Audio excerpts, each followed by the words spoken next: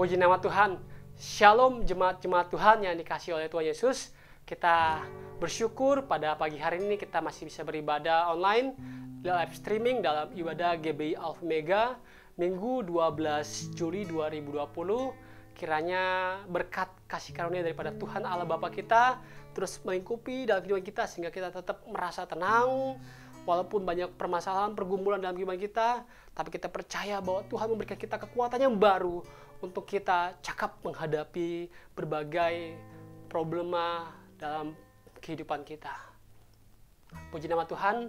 Sebelum kita mulai ibadah kita, mari kita satu dalam doa. Kita berdoa. Terima kasih Tuhan Yesus, terima kasih Bapa untuk kebaikan-Mu yang tak pernah terbatas dalam kehidupan kami Tuhan. Pagi hari ini Bapa, kami mau datang kepada Engkau Yesus. Sebagai Tuhan dan Juru Selamat dalam kehidupan kami Bapa, kami perlu Engkau Tuhan. Sertai hidup kami Bapa, untuk kami semakin dekat dengan Engkau Yesus dan semakin memberikan hidup kami Bapa hanya bagi kemuliaan nama Bapa. Terima kasih Tuhan Yesus, terima kasih Bapa. Sebentar kami akan mulai ibadah kami Bapa. Kami serahkan dalam tangan-Mu Bapa, biar Kau pimpin di dalam nama-Mu Bapa. Sebab hanya di dalam nama-Mu Bapa ada kekuatan yang baru, ada semangat yang baru, ada sukacita yang baru, dan rasa tenang dalam kehidupan kami Bapa hadir dalam kehidupan kami Bapa, sehingga kami tetap memiliki kekuatan yang baru menghadapi hidup ini Bapa bersama dengan Kau Bapa. Terima kasih Tuhan Yesus, kami mulai ibadah kami Bapa. Dari awal pada akhirnya kami serahkan dalam tangan-Mu, biar Kau pimpin di dalam kuasa daripada Engkau Bapa. Dalam nama Yesus, hadirat-Mu turun dalam kehidupan kami semua Bapa. Haleluya. Amin. Puji nama Tuhan. Kita akan angkat satu pujian yang mengatakan hanya dekat Allahku.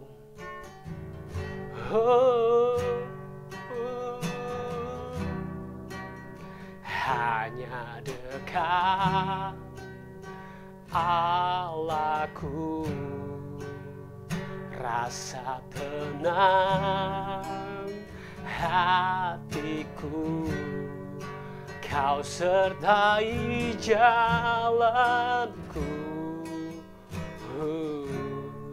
sepanjang hidupku.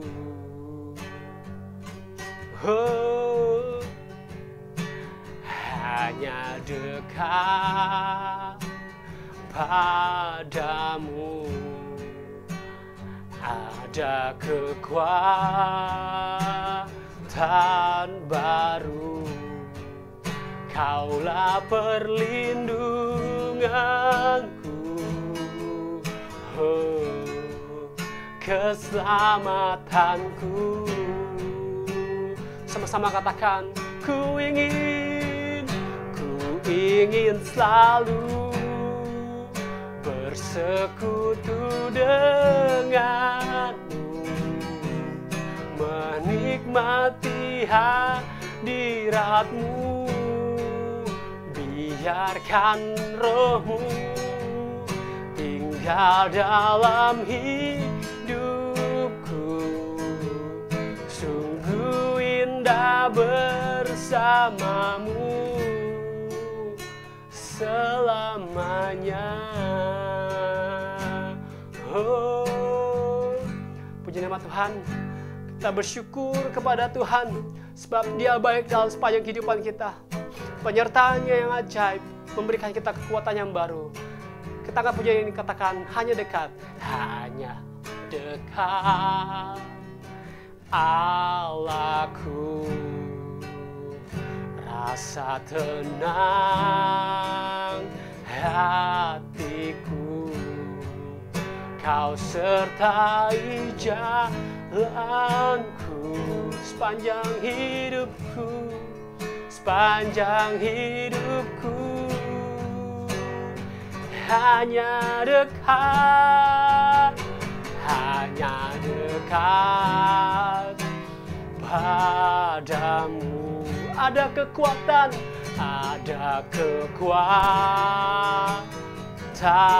baru.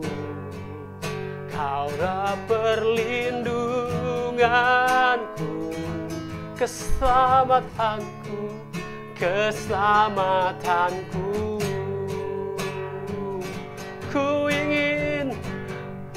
Ku ingin selalu bersekutu denganmu, menikmati hadiratmu. Biarkan rohmu tinggal dalam hidupku. Sungguh indah bersamamu. Ku ingin selalu bersekutu denganmu, menikmati hadiratmu. Biarkan rohmu tinggal dalam hidupku. Sungguh indah bersamamu selamanya. Lebih dalam lagi katakan, ku ingin selalu bersekutu denganmu, menikmati hadiratmu. Biarkan rohmu tinggal dalam hidupku. Sungguh indah bersamamu. Ku ingin selalu bersekutu denganmu, menikmati hadiratmu. Biarkan rohmu tinggal dalam hidupku. Sungguh indah bersamamu. Sungguh indah, sungguh indah bersamamu. Sungguh indah, sungguh indah bersamamu selamanya. Selamanya Tuhan. Oh, kami rindu hadirat-Mu. Yesus Tuhan, Yesus Kau Raja, Kau segalanya. Kami memuji nama-Mu, kami tinggikan nama-Mu Yesus. Kau segalanya Bapa.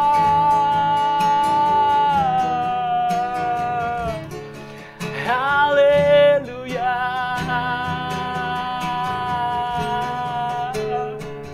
Haleluya. Yesus, Kaulah yang kami sembah sampai selama-lamanya Bapa. Kami bersyukur. Haleluya, haleluya. Haleluya. Haleluya. Kami tinggikan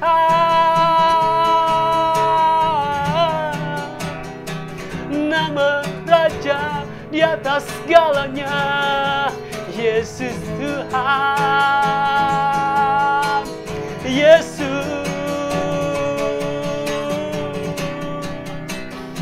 kami sembah nama-Mu, Raja di atas segalanya. Haleluya. Terima kasih Tuhan, terima kasih Bapa. Oh, haleluya, haleluya, haleluya. Yesus, terima kasih Tuhan, terima kasih Bapa. Ini kami anak-Mu Bapa, kami datang kepadamu Bapa. Kami rindu untuk semakin dekat dengan Engkau Yesus, mengikuti segala perintah-perintah-Mu Bapa, mengikuti jalan kebenaran-Mu dalam kehidupan kami Bapa. Biar kami semakin dekat kepada Engkau Yesus dan menjadi serupa seperti Engkau Yesus. Ku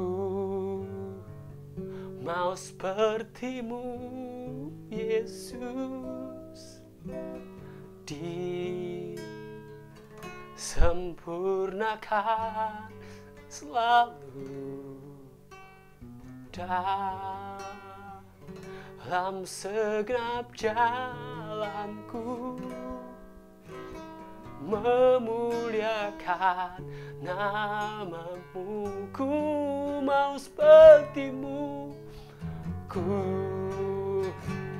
mau seperti-Mu Yesus, disempurnakan selalu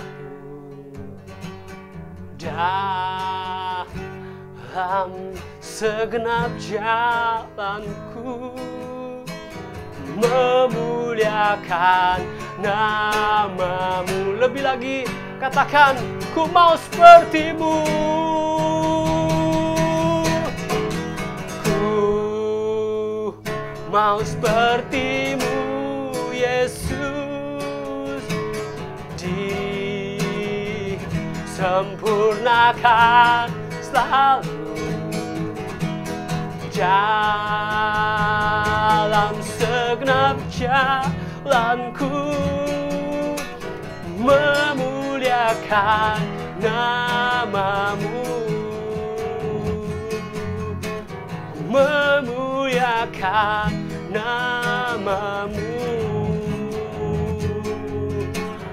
memuliakan nama-Mu.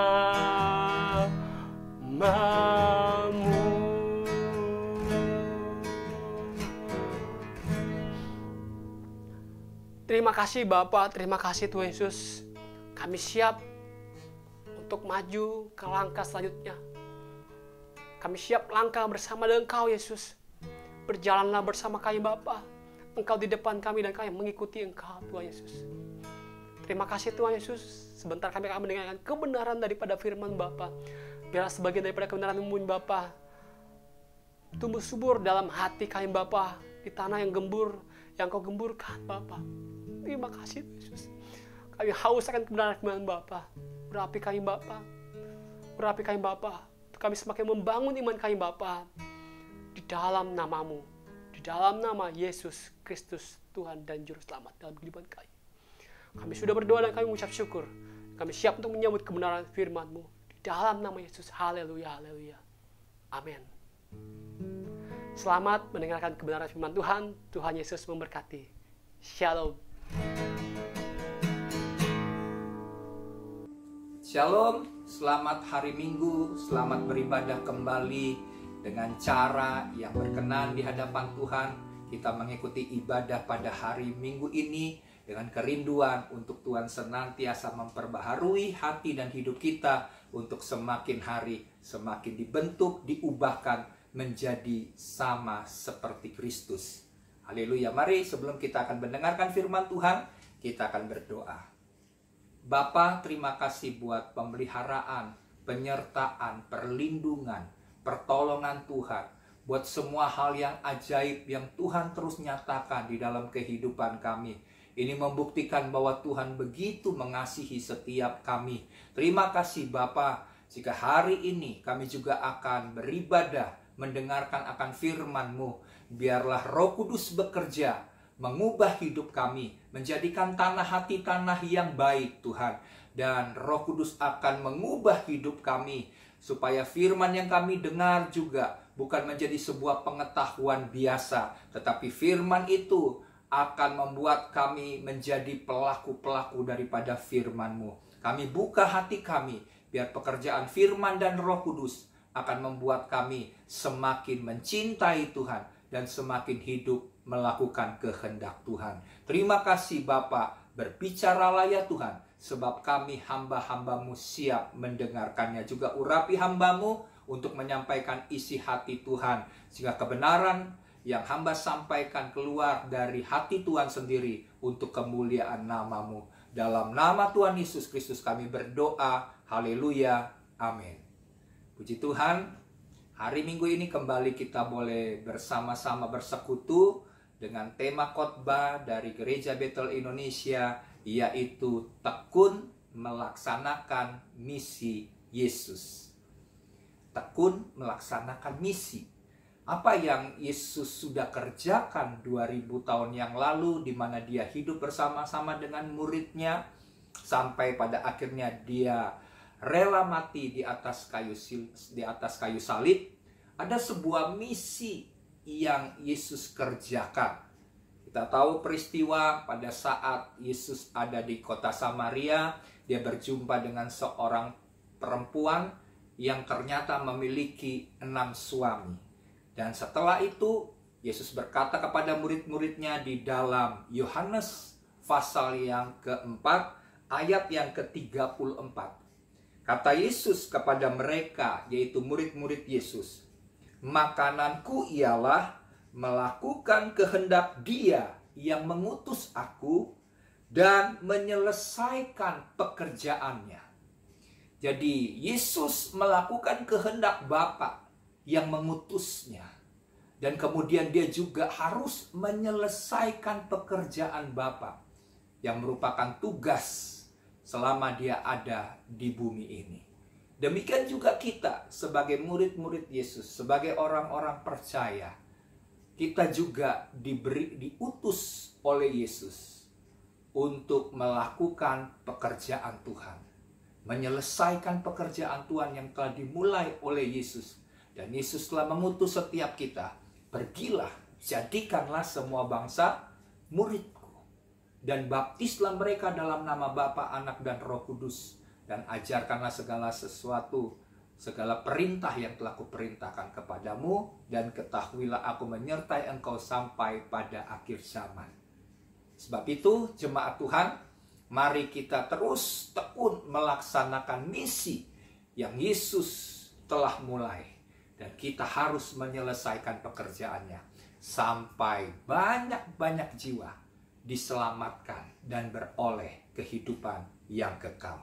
Mari kita akan baca ayat yang menjadi inti daripada khotbah dengan tema tekun melaksanakan misi Yesus. Saya berharap setiap jemaat mengambil Alkitab dan kita akan membaca bersama-sama ayat ini, yaitu di dalam firman Tuhan Yohanes pasal yang ketiga, ayat 16 sampai dengan ayat yang ke-18.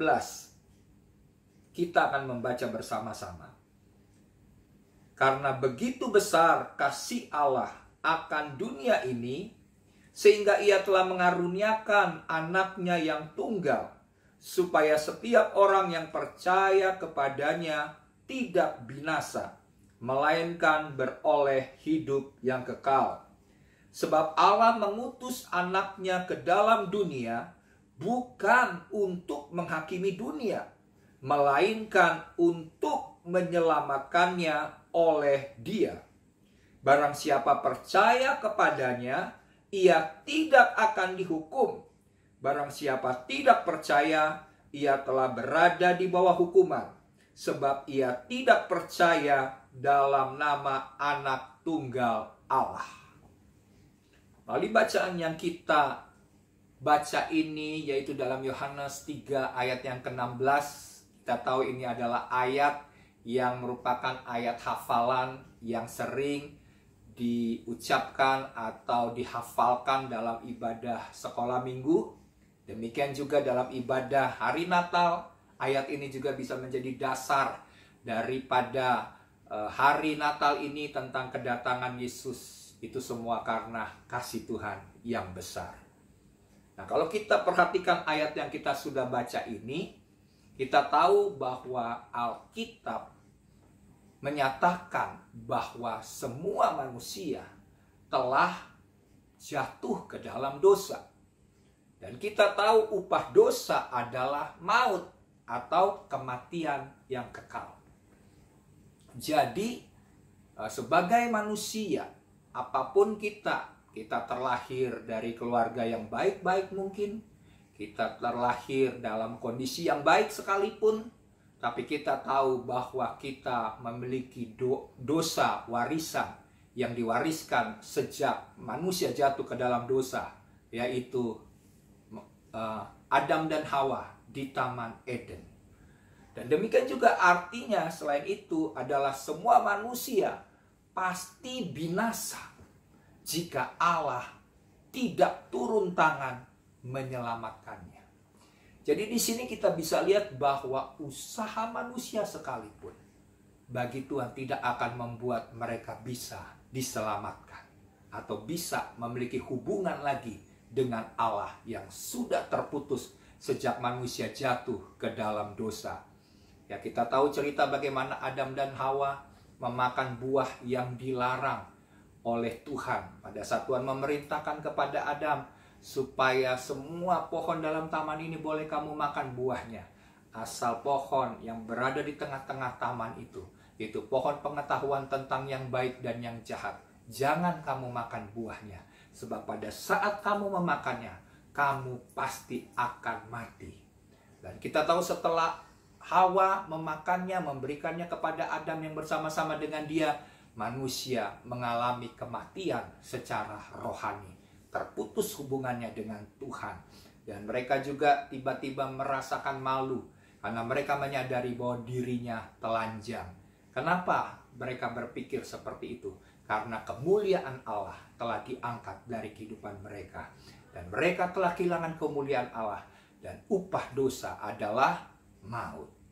Oleh sebab itu, cara manusia apapun untuk mendapatkan keselamatan, baik itu dengan sedekah, dengan pemberian-pemberian, ataupun dengan korban-korban yang mereka persembahkan kepada Tuhan, bahkan dengan cara manusia untuk mencari Allah yang disebut dengan agama, itu pun tidak mampu membuat manusia diselamatkan atau memiliki hubungan dengan Tuhan yang benar.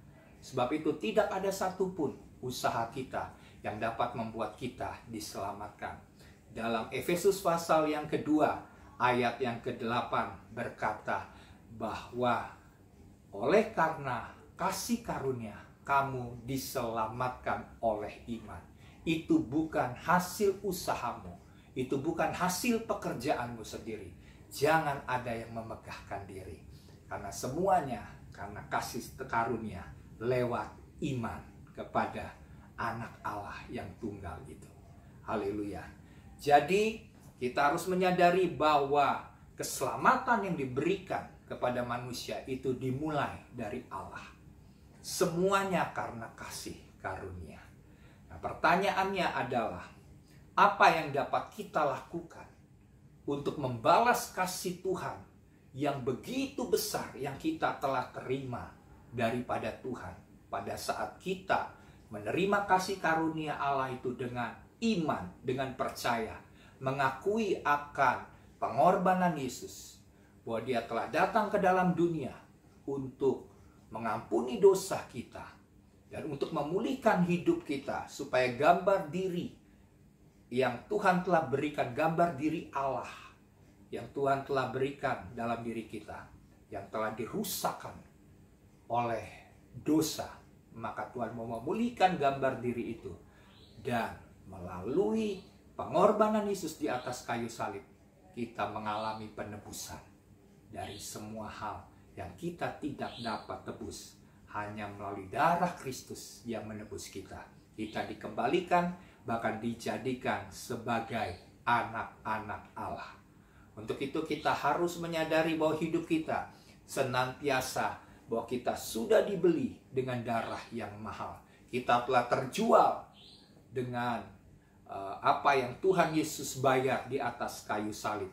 Sebab itu mari kita menjadikan bahwa keselamatan yang Tuhan sudah berikan atas hidup kita, kita mau untuk mengerjakan keselamatan ini, dan kita akan membalas kasih Tuhan yang sangat besar kepada kita. Dan oleh sebab itu, inilah akan yang menjadi dasar daripada khotbah yang saya sebut ini adalah khotbah penginjilan bagi setiap kita. Dan saya berharap melalui khotbah ini, setiap jemaat punya kerinduan lagi, kesungguhan hati lagi untuk senantiasa memberitakan Injil. Oke, kita akan lihat poin yang pertama tentang apa yang dapat kita lakukan untuk membalas kasih Tuhan yang begitu besar kepada kita. Yang pertama adalah dasar. Kita bicara soal dasar yang pertama, nanti kedua kita akan bicara soal tindakan, dan yang ketiga kita akan berbicara tentang misi. Nah, yang pertama dahulu adalah dasar. Dasarnya adalah kasih Allah yang besar. Saya ulangi, dasarnya adalah kasih Allah yang besar. Nah, Allah menyelamatkan manusia berdosa bukan karena manusia itu layak untuk diselamatkan, melainkan ya, dasar utamanya kenapa manusia berdosa itu ya mendapatkan keselamatan daripada Tuhan bukan semata-mata karena layak diselamatkan seperti saya katakan tadi, tetapi karena begitu besarnya kasih Allah atas umat manusia.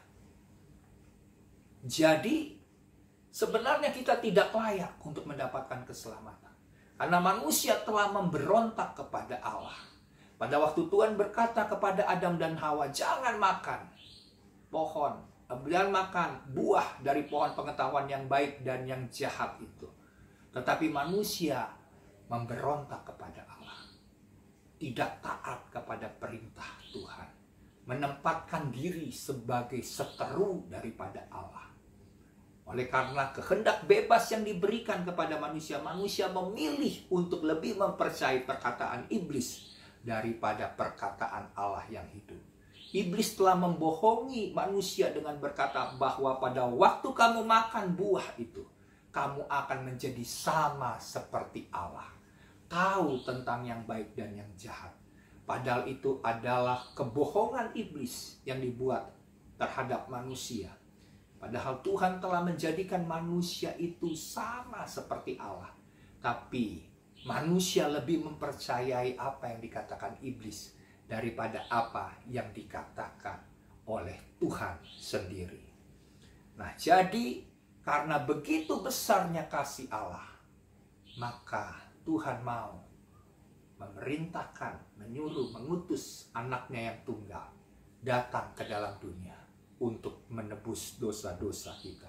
Semua didasari oleh karena kasihnya yang begitu besar. Cuman pertanyaannya, seringkali kita sebagai manusia yang sedang dalam pergumulan atau kesulitan hidup yang begitu menghimpit kita, kita seringkali merasa bahwa Allah sudah tidak mengasihi kita lagi. Atau kita berkata bahwa Allah sudah tidak mengasihi saya lagi. Karena segala sesuatu yang saya kerjakan sejak saya terima Yesus sebagai Tuhan dan Juru Selamat, bukan perjalanan hidup yang lebih enak dan baik. Bahkan saya harus mengalami banyak penderitaan, banyak aniaya. Sehingga seringkali kita berkata kepada Tuhan, Tuhan, di manakah Engkau? Tuhan, mana kasih-Mu untuk hidup saya? Seringkali iblis akan terus membuat dan membohongi kita sebagai orang percaya bahwa Tuhan sudah tidak lagi mengasihi kita. Padahal wujud nyata kasih Allah yang terbesar bagi dunia atau bagi umat manusia adalah keselamatan kekal yang diberikannya kepada setiap kita. Dia rela untuk terpisah hubungannya dengan Allah, yaitu Yesus. Pada saat di atas kayu salib, Yesus berkata, Eli, Eli, lama sabachthani, yang artinya, Allahku, Allahku, di manakah Engkau? Ya, jadi hanya untuk sementara waktu Allah Bapa dan Yesus harus terpisah, karena untuk menebus dosa umat manusia, semua kutuk, semua dosa, semua sakit penyakit, semua ditimpakan Yesus di atas kayu salib untuk penebusan kita. Oleh sebab itu, kita sebagai anak-anak Allah harus mengalami akan kasih Tuhan. Saya teringat dalam kehidupan saya sebelum saya terlibat masuk dalam pelayanan pekerjaan Tuhan, ada hal dalam hidup saya tahu bahwa pertobatan yang saya alami, kelahiran baru yang saya alami, itu adalah bukti kasih Tuhan yang begitu besar atas hidup saya. Saya lahir dari keluarga Kristen. Saya menganggap bahwa saya sudah diselamatkan. Suatu kali ada hamba Tuhan dari luar negeri. Saya mengikuti sebuah ibadah KKR. Dan kemudian setelah saya mengikuti ibadah KKR ini, saya diajak oleh teman saya untuk mengikuti ibadah. Dan memasuki gedung ibadah ini, saya merasakan ada perasaan yang berbeda, perasaan yang lain. Kayak merinding-merinding begitu ya. Saya waktu itu tidak mengerti perasaan aneh apa ini yang saya alami. Ternyata baru saya sadari setelah saya mengenal Yesus lebih dalam. Itu adalah hadirat Tuhan yang terus ada di tempat itu. Yang saya rasakan pada saat saya mengikuti ibadah itu. Dari awal sampai dengan waktu hamba Tuhan itu berbicara. Dia berbicara soal Roh Kudus, pribadi Roh Kudus. Saya bertanya, saya berpikir dalam hati saya bilang begini kepada Tuhan. Tuhan, saya kenal dengan pribadi Roh Kudus itu. Padahal ternyata saya tidak mengenal akan Roh Kudus itu sendiri. Mungkin saya punya pengetahuan tentang Roh Kudus karena saya dari sekolah minggu, saya sudah Kristen dari lahir, tapi saya tidak mengenal akan pribadi Roh Kudus itu. Dan setelah hamba Tuhan itu menantang untuk siapa yang mau maju dan bertobat untuk menerima Roh Kudus. Karena Yesus akan tinggal dalam hatimu dan dia akan masuk melalui Roh Kudus yang telah diutus oleh Bapa. Pada waktu itu saya sempat mengeraskan hati. Singkat cerita, setelah saya buka hati saya mengalami lawatan dari Roh Kudus. Dan saya jatuh ke belakang, padahal nggak ada yang menumpangkan tangan atas hidup saya. Dan setelah saya bergumul dengan hati saya yang menerima, karena saya berpikir jangan-jangan pendeta ini sesat gitu ya. Tapi setelah saya bergumul, saya buka hati saya, Roh Kudus menjamah memenuhi hidup saya. Dan disitulah saya mengalami kelahiran baru. Saya terjatuh, kemudian saya menangis sejadi-jadinya seperti seorang anak kecil. Dan hanya keluar dari mulut saya perkataan, terima kasih Tuhan, terima kasih Tuhan. Saya menyadari bahwa saya adalah orang berdosa yang selama ini ternyata belum mengenal Tuhan yang benar, belum mengalami pengalaman yang baru, pengalaman dengan Tuhan, perjumpaan pribadi dengan Tuhan. Dan semenjak hari itu saya mengalami perubahan hidup yang radikal. Saya membaca Alkitab, saya berdoa, saya menyembah Tuhan ya dengan lebih banyak lagi. Waktu-waktu saya pergunakan hanya untuk menyembah, hanya untuk membaca firman Tuhan, berdoa. Saya lakukan dengan sungguh-sungguh. Karena kenapa? Saya telah merasakan kasih Tuhan. Saya berdoa bagi setiap jemaat yang menyaksikan, bahkan semua pemirsa yang menyaksikan rekaman video ini. Saya percaya bukan perkara yang kebetulan jika engkau menyaksikan tayangan ini. Saya rindu untuk setiap kita yang menyaksikan ini untuk berdoa sebentar. Jika engkau mungkin belum pernah mengundang dia masuk dalam hatimu untuk menjadi Tuhan, menjadi penyelamat dalam hidupmu, biarlah Yesus masuk melalui Roh Kudus dalam hidupmu, tidak untuk engkau senantiasa diubahkan, dipimpin dan dituntun oleh Roh Kudus, sehingga kehidupanmu akan mengalami kehidupan yang baru di dalam Tuhan. Jika engkau belum pernah mengakui dengan mulutmu, karena firman Tuhan berkata, jika engkau mengaku dengan mulutmu dan percaya pada dalam hatimu, maka kamu akan dibenarkan dan kamu akan diselamatkan. Itu terdapat dalam Roma 10 ayat 9 sampai dengan ayat yang ke-10. Oleh sebab itu mari ikuti doa bersama dengan saya. Kita berdoa sebentar untuk setiap pemirsa, bahkan semua yang belum pernah mengundang Yesus masuk dalam hati. Mari kita berdoa. Bapa, saya menyadari bahwa saya adalah orang yang berdosa. Saya membutuhkan keselamatan yang daripada Tuhan. Saat ini saya buka hati saya. Tuhan, masuklah dalam hati saya. Saya menyadari bahwa dan saya mengakui bahwa Tuhan telah datang ke dalam dunia, mau mengambil rupa sebagai seorang manusia. Kemudian Tuhan mau menebus dosa dengan mati di atas kayu salib. Dan melalui pengorbanan Yesus mati di atas kayu salib, pada hari yang ketiga Yesus bangkit daripada kematian untuk menebus kami dari dosa, dari semua pelanggaran, dari semua sakit penyakit, dari semua kutuk, dari semua kelemahan. Tuhan telah membebaskan bagi setiap orang yang percaya akan pengorbanan Kristus di atas kayu salib. Oleh sebab itu saat ini saya percaya akan pengorbanan Yesus. Saya buka hati saya. Mari Roh Kudus datang, jamah, ubah hidup saya. Kuasai hidup saya. Saya mau terus dipimpin dan dituntun oleh Roh Kudus. Saya menjadi anak-anak Tuhan yang taat melakukan kehendak Tuhan. Terima kasih Tuhan. Saya percaya pada saat saya buka hati, Engkau akan melakukannya. Engkau akan masuk dalam hati saya, memerintah dalam hidup saya. Terima kasih Tuhan.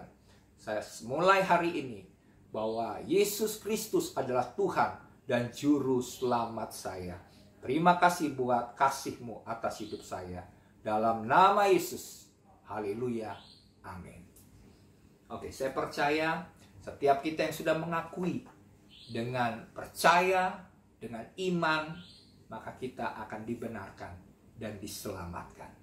Haleluya. Jadi alamilah kasih Allah yang begitu besar.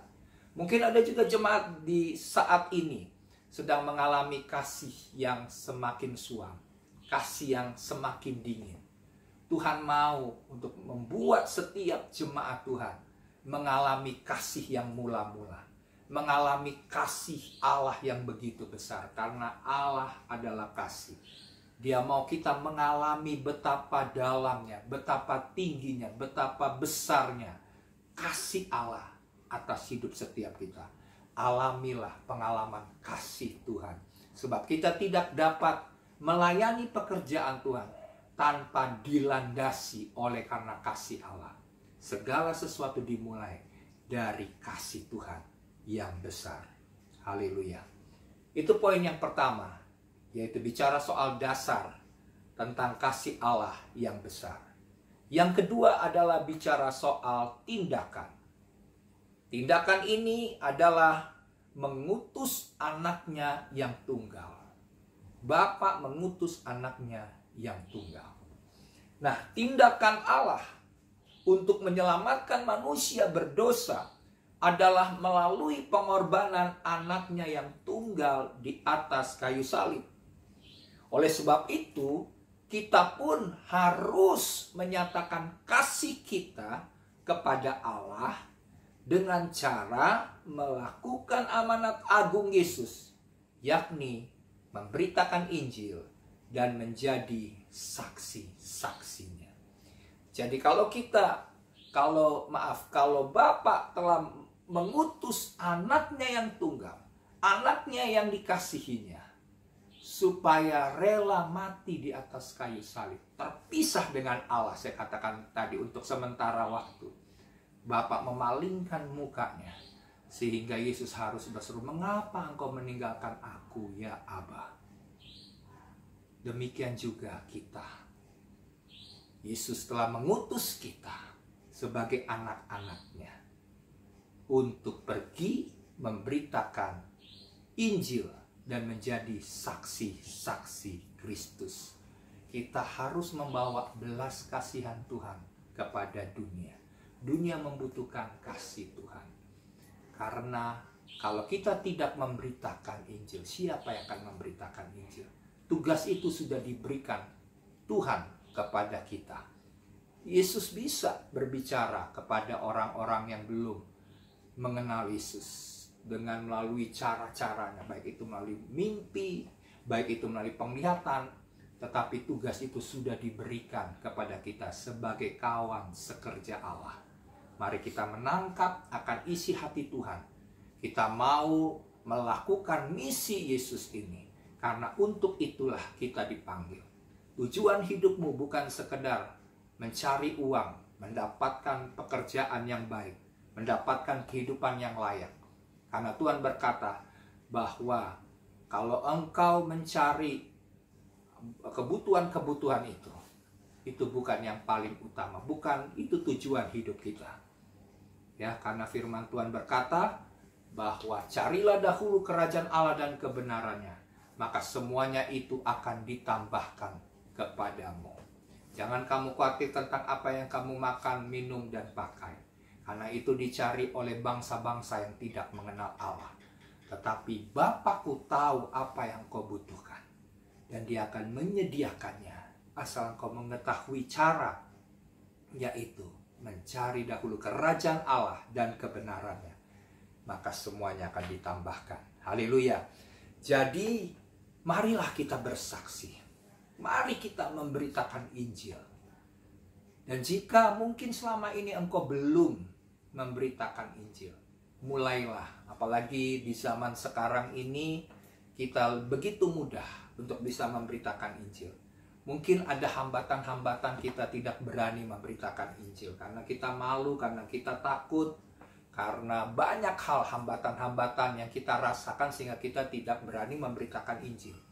Tapi ada cara yang mudah di zaman modern, di masa sekarang ini, di mana internet kita bisa menjangkau seluruh dunia. Kita mulai misalnya dengan media sosial, di Facebook ataupun Instagram, atau mungkin melalui website, melalui blog yang kita punya, kita ceritakan tentang kasih Allah yang begitu besar. Caranya mungkin tentunya yang pertama, kita mulai sebagai tindakan kita, sama seperti Bapa melakukan sebuah tindakan mengutus anaknya yang tunggal. Demikian Yesus telah mengutus kita, maka tindakan kita yang harus kita buat adalah mulailah berdoa bagi jiwa-jiwa yang belum diselamatkan. Jiwa-jiwa yang belum diselamatkan, kita lihat skup yang paling kecil, mungkin keluarga kita. Kita mulai mendoakan bagi keluarga kita yang belum percaya dan belum mengenal Yesus. Kita berdoa sampai jawaban doa itu terjadi. Mungkin bukan kita yang memberitakan Injil, tapi ada orang lain yang Tuhan bisa utus untuk memberitakan Injil bagi keluarga kita. Tapi itu harus dimulai dengan doa. Kemudian kita mulai berdoa untuk skup yang lebih luas, yaitu keluarga besar kita. Misalnya dari keluarga inti kepada keluarga besar kita. Ya, dari pihak orang tua kita, saudara-saudara kita, kita berdoa bagi keluarga yang belum mengenal Yesus. Kemudian skup yang lebih besar lagi bagi pekerjaan di mana kita bekerja, orang-orang yang bekerja, teman-teman baik kita. Di dalam pekerjaan, kita berdoa bagi mereka supaya mereka diselamatkan. Tuhan bisa mengutus orang-orang untuk memberitakan Injil kepada mereka. Kemudian, skup yang lebih luas, kita berdoa bagi tetangga, bagi lingkungan, bahkan masyarakat, wilayah di mana kita tinggal. Kita berdoa buat mereka supaya mereka diselamatkan.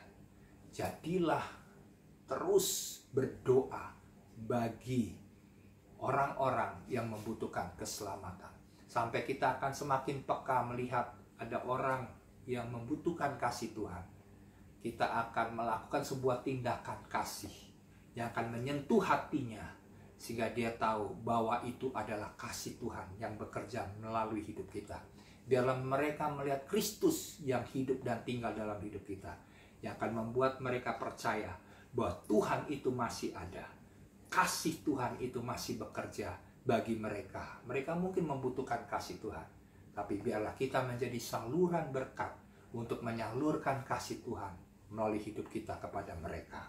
Ya, jadi kemudian lebih berani lagi misalnya di media sosial, kita menceritakan tentang kasih Tuhan.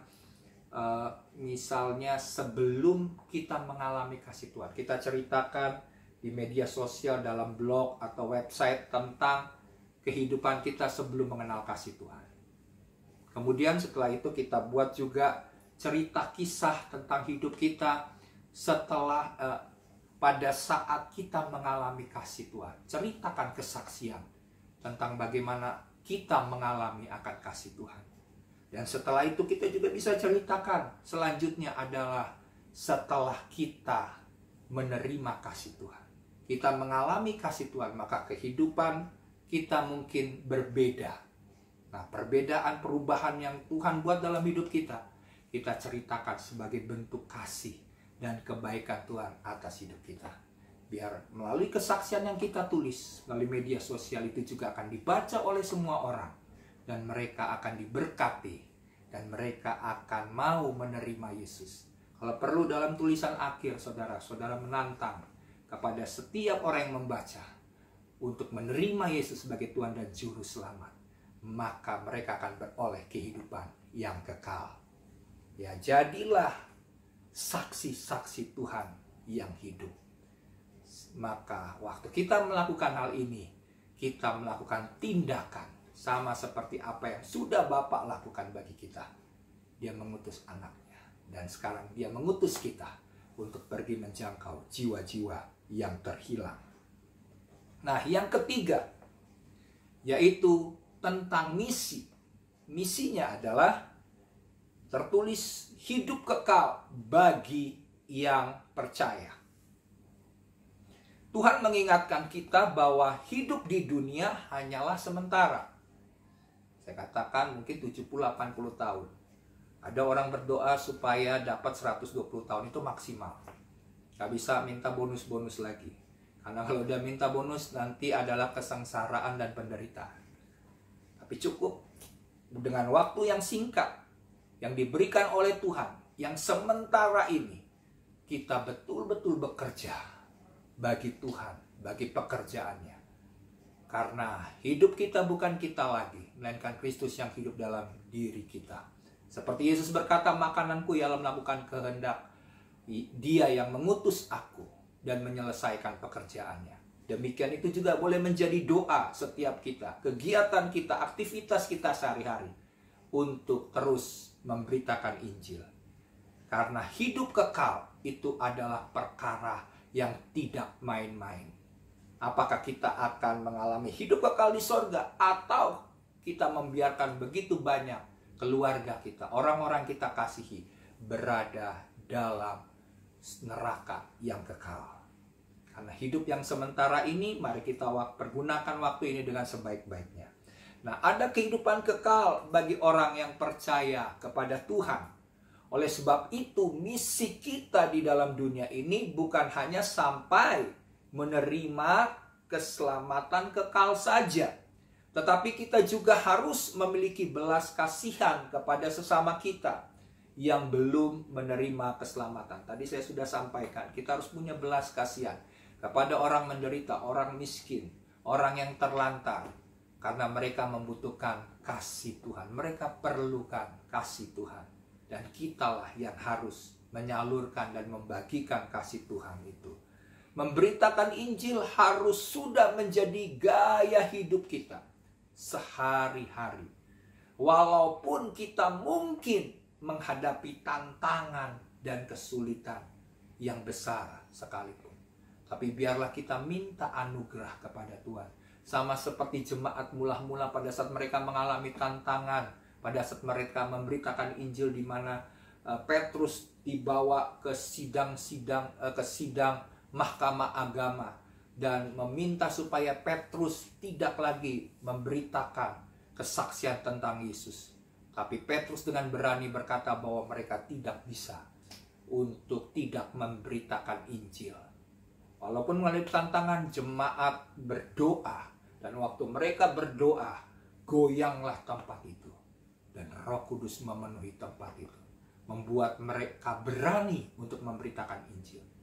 Jika selama ini kita mengalami ketakutan, tidak berani, mari kita berdoa supaya Tuhan memberikan keberanian. Khususnya untuk menyatakan kasih Tuhan kepada dunia yang membutuhkan kasih itu. biarlah pemberitaan Injil menjadi sebuah gaya hidup bagi setiap kita. Karena itulah yang seharusnya kita kembali kepada hal-hal yang benar yang Tuhan mau ada dalam kehidupan orang percaya, yaitu memiliki gaya hidup memberitakan Injil. Ya. Nah, mungkin kita pernah mengalami kesulitan ketika memberitakan Injil. Tadi saya sudah ceritakan, kita berdoa. Saya pun pada saat saya tidak berani, saya minta Tuhan anugerahkan keberanian. Saya rindu banyak jiwa diselamatkan. Dan pada waktu saya berdoa, minta kekuatan dan keberanian, Tuhan membuat saya mampu untuk berani memberitakan akan Injil dan menceritakan tentang kasih Tuhan. Ya. Jadi kita tidak perlu takut, kita tidak perlu khawatir. Kita bilang, wah nanti saya ditolak. Persoalan ditolak itu urusan selanjutnya. Karena keselamatan itu bukan karena kita, tapi keselamatan dari Tuhan.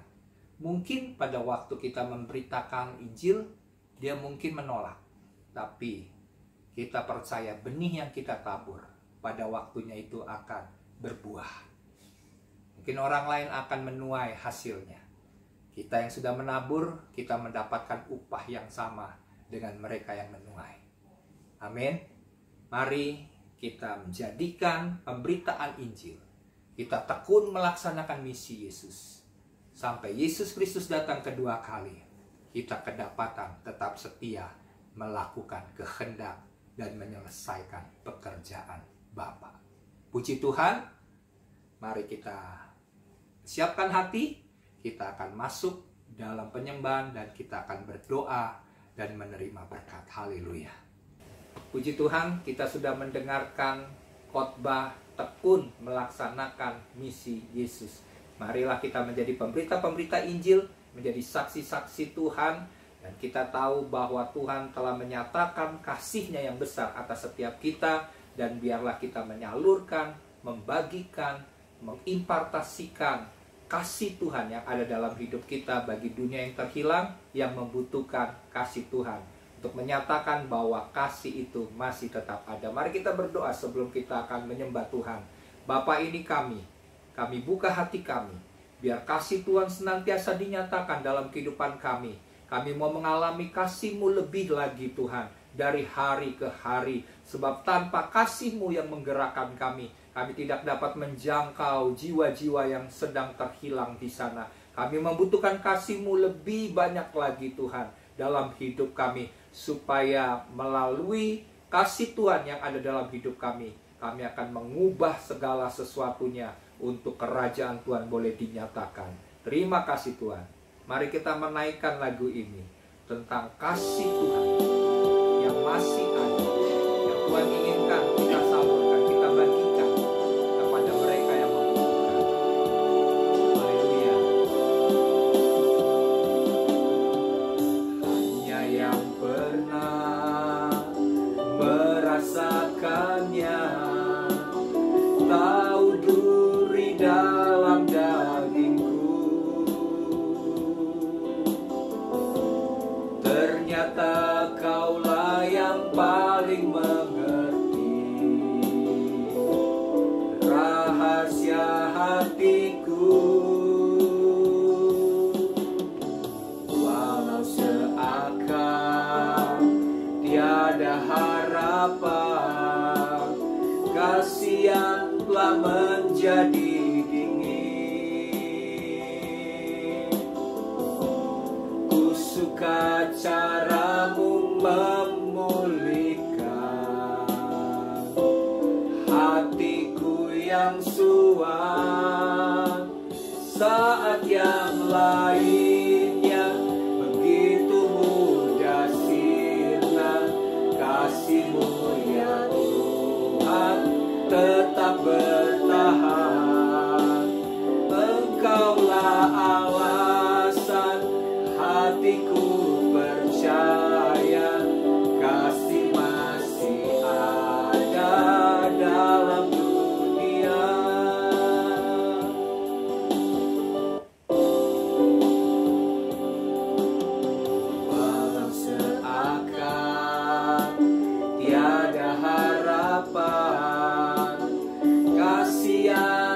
menjadi dingin. Ku suka caramu memulihkan hatiku yang suam. Saat yang lainnya begitu mudah sirna, kasih-Mu ya Tuhan tetap bertahan. Engkaulah alasan hatiku percaya, kasih masih ada dalam dunia. Kami percaya Tuhan, kasih-Mu masih ada di tengah-tengah dunia ini, dan itu ada di dalam hati setiap anak.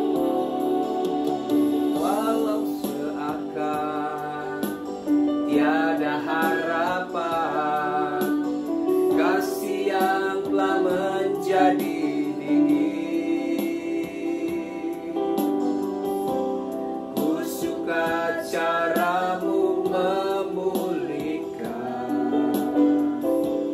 hatiku yang suam. Saat yang lainnya begitu mudah sirna, kasih-Mu ya Tuhan tetap bertahan. Engkaulah alasan hatiku percaya, kasih masih ada dalam dunia. Saat yang lainnya begitu mudah sirna, kasih-Mu ya Tuhan tetap bertahan. Engkaulah alasan hatiku percaya, kasih masih ada dalam dunia. Kasih masih ada dalam dunia. Kasih masih ada dalam dunia.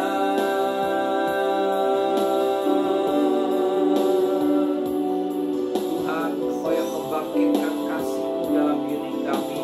Tuhan, biar semangat kami untuk mengasihi Tuhan dan menyatakan kasih Tuhan senantiasa Tuhan nyatakan di dalam kehidupan kami. Terima kasih Bapa buat semua pertolongan Tuhan. Terima kasih buat kebaikan-Mu yang Tuhan sudah nyatakan dalam hidup kami. Dan jika saat ini Tuhan, kami sudah mendengarkan firman Tuhan, kami sudah menyembah Engkau, supaya kasih-Mu senantiasa Tuhan nyatakan mulai dari hati kami. Dan itu boleh kami bagikan kepada dunia yang membutuhkan.